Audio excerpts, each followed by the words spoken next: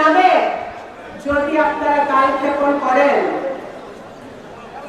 আপনারা যদি বিভিন্ন ধরনের কথা বলেন যে আপনারা লোকাল ইলেকশন আগে দিবেন, এইটা করবেন, ওইটা করবেন, সংবিধান সংশোধন করবেন, এগুলা করার জন্য মানুষ আপনাদের ক্ষমতায় বসায় নাই।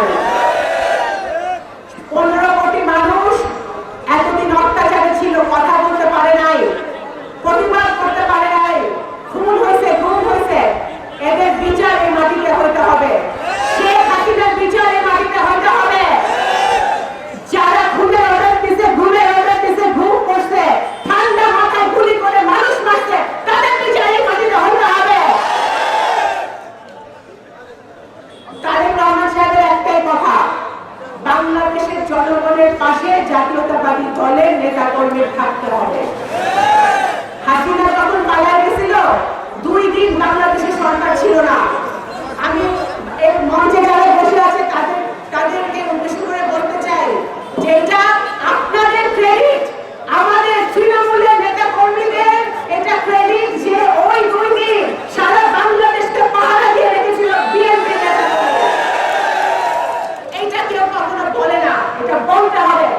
আমাদের ছাত্র দল, আমাদের যুব দল, আমাদের স্বেচ্ছাসেবক দলের কর্মীরা গ্রামে গ্রামে হিন্দু, বৌদ্ধ, খ্রিস্টান, মুসলমান সবাই ধর্ম হারিয়েছে। বাংলাদেশ জাতীয়তাবাদী দল সাম্যের রাজনীতি করে, সমন্বয়ের রাজনীতি করে। বাংলাদেশ জাতীয়তাবাদী দল যদি আগামী দিনে ভোটে নির্বাচিত হয়ে সংসদে যায়, আমরা দুর্নীতিমুক্ত, স্বচ্ছ এবং এমন একটি পার্লামেন্ট সংসদ আমরা গঠন করব, যে সংসদ আপনাদের কাছে দায়বদ্ধ থাকবে, জনগণের কাছে দায়বদ্ধ থাকবে। এরকম একটি রাষ্ট্র আমরা গঠন করতে চাই। ইনশাআল্লাহ আমরা সেই দিকে আগাচ্ছি। আমরা সকল ষড়যন্ত্র মোকাবেলা করে ভাইরা সজাগ থাকবেন। রাত্রেবেলা আওয়ামী লীগ আপনাদের ফোন দেয় যে এখন আমরা তোমাদের সাথে আসতে চাই,